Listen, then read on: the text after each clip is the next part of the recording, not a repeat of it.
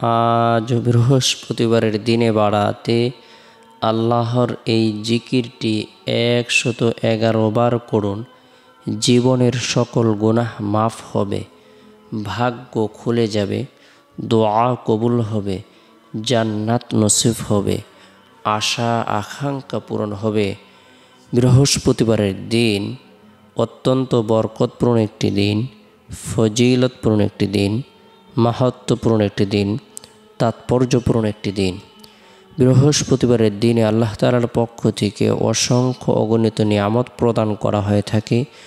বৃহস্পতিবারের দিন আল্লাহ তাআলার পক্ষ থেকে যে সমস্ত নিয়ামত প্রদান করা হয়ে থাকে এর মধ্যে থেকে অন্যতম একটি নিয়ামত হলো আল্লাহ তাআলা আসমানের সকল দরজা উন্মুক্ত করে দেন। সারা পৃথিবীর সমস্ত মানুষের আমলসমূহের রিপোর্ট পেশ করা হয়ে থাকে। বৃহস্পতিবারের দিন শেষ হওয়ার পরে যে রাত আসে, রাতটি হলো সাপ্তাহিক সকল রাত থেকে শ্রেষ্ঠ রাত। এ রাত হলো জুমার রাত। এ রাতে আল্লাহ তাআলা নূর প্রদান করে থাকেন। এ রাতে আল্লাহ তাআলা দোয়াকে কবুল করে থাকেন। এ রাতে আল্লাহ তাআলা মানুষের ইচ্ছেগুলো, আশা আকাঙ্ক্ষাগুলো পূরণ করে দেওয়ার উদ্দেশ্যে ঘোষণা করতে থাকেন, দোয়া কবুল করে থাকেন। বৃহস্পতিবারের দিনটিকে স্বয়ং নবী করিম সাল্লাল্লাহু আলাইহি সাল্লাম গুরুত্ব দিতেন। আমরাও যদি এই দিনটিকে গুরুত্ব দেই, এই দিনে নফল ইবাদত বন্দেগী করি, নফল নামাজ পড়ি, কোরআন তেলাওয়াত করি, জিকির আজগার করি, তাসবিহ তাহলিল পাঠ করি, রব্বুল আলামিনের দরবারে রুনাজারি করি, আল্লাহ পাক রব্বুল আলামিন আমাদের পদমর্যাদাকে বৃদ্ধি করে দিবেন। আমাদের জীবনের যত গুনাহ আছে আল্লাহ তাআলা সগীরা কবিরা জাহিরি বাতিনি শিরিক বিদআত ইচ্ছায় অনিচ্ছায় গোপনে প্রকাশ্যে সকল গুনাহকে মাফ করে দিবেন।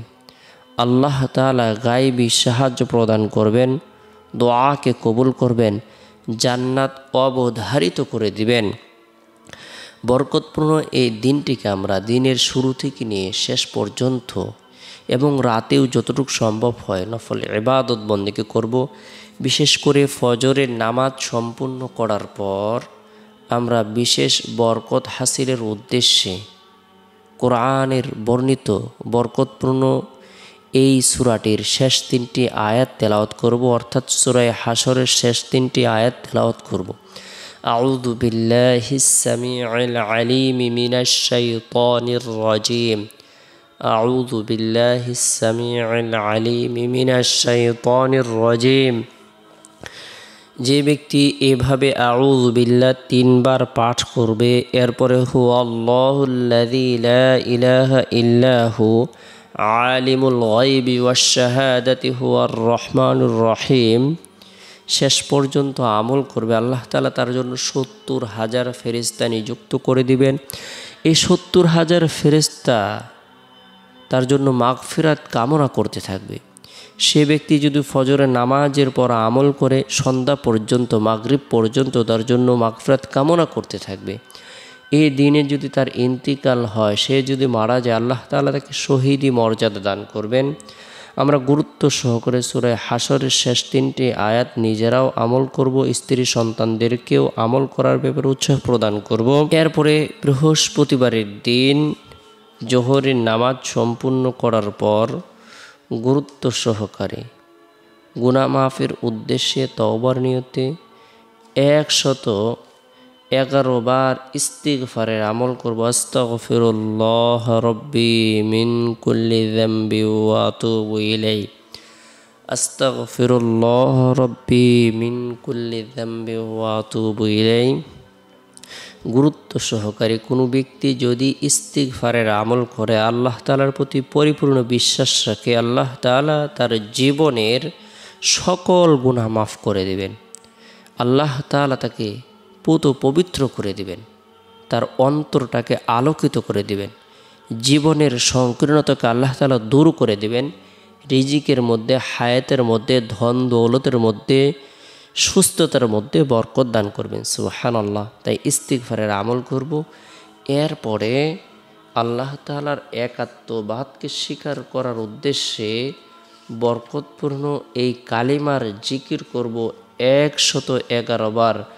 লা ইলাহা ইল্লাল্লাহ, লা ইলাহা ইল্লাল্লাহ, আল্লাহ ছাড়া কোনো মাবুদ নাই, লা ইলাহা ইল্লাল্লাহ, সব কিছুর ইলাহ কেবলমাত্র আল্লাহ। আসমানের ইলাহ আল্লাহ, জমিনের ইলাহ আল্লাহ, পাহাড়ের ইলাহ আল্লাহ, সূর্যের ইলাহ আল্লাহ, বর্তমান সময়ের ইলাহ আল্লাহ, ভবিষ্যৎ সময়ের ইলাহ আল্লাহ। লা ইলাহা ইল্লাল্লাহ, আল্লাহ ছাড়া কোনো মাবুদ নাই। বান্দা যখন এভাবে আল্লাহ তাআলাকে ইলাহ বলে সম্বোধন করবে, আল্লাহকে ডাকতে থাকবে, আল্লাহর জিকির করবে, নবী করিম সাল্লাল্লাহু আলাইহি সাল্লাম বলেন, যে ব্যক্তি লা ইলাহা ইল্লাল্লাহ পড়বে তার জন্য জান্নাত আবশ্যক হয়ে যাবে। নবী করিম সাল্লাল্লাহু আলাইহি সাল্লাম আরও বলেন, 7 আসমান ও জমিন যদি এক পাল্লায় রাখা হয়, লা ইলাহা ইল্লাল্লাহ অপর পাল্লায় রাখা হয় লা ইলাহা ইল্লাল্লাহ, এই কালেমার ওজন বেশি হবে। সুবহানাল্লাহ। লা ইলাহা ইল্লাল্লাহ যে ব্যক্তি আমল করবে সে হাসতে হাসতে জান্নাতে প্রবেশ করবে। লা ইলাহা ইল্লাল্লাহ, আসমান জমিনের মালিক আল্লাহ, সকল ক্ষমতা আল্লাহ তাআলার হাতে, কথা বিশ্বাস রেখে বান্দা আল্লাহ তাআলার একাত্মবাদকে স্বীকার করবে। আল্লাহ তাআলা তার জীবনের 60 বছর, 70 বছর, 80 বছর, 90 বছরের গুনাহকে মাফ করে দিবেন। সুবহানাল্লাহ। তাই গুরুত্ব সহকারে এই কালিমার জিকির করব 111 বার। এরপর রব্বুল আলামিনের দরবারে নিজের জন্য, পরিবার পরিজনদের জন্য, আত্মীয় স্বজনদের জন্য, জীবিতদের জন্য, মৃতদের জন্য, বিশ্ববাসীর জন্য মাগফিরাত কামনা করব। সকলের জন্য দোয়া করব, আল্লাহ তাআলা সকলকেই যেন ক্ষমা করে দেন, সকলের পদমর্যাদাকে যেন বৃদ্ধি করে দেন। আল্লাহ তাআলা সকলের দোয়াকে কবুল করেন।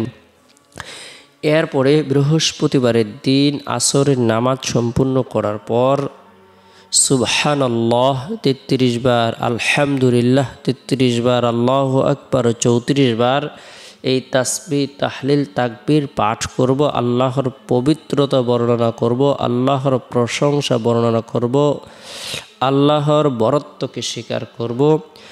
এরপরে বৃহস্পতিবারের দিন শেষ হওয়ার পর যে রাত আসে, এই রাতটি হলো ফজিলতপূর্ণ একটি রাত।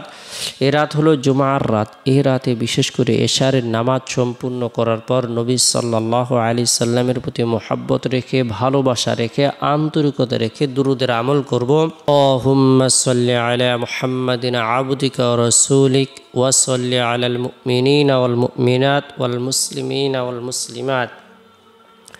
আল্লাহুম্মা সাল্লি আলা মুহাম্মাদিন আবদিকা রাসূলিক ওয়া সাল্লি আলাল মুমিনিনা ওয়াল মুমিনাত ওয়াল মুসলিমিনা ওয়াল মুসলিমাত।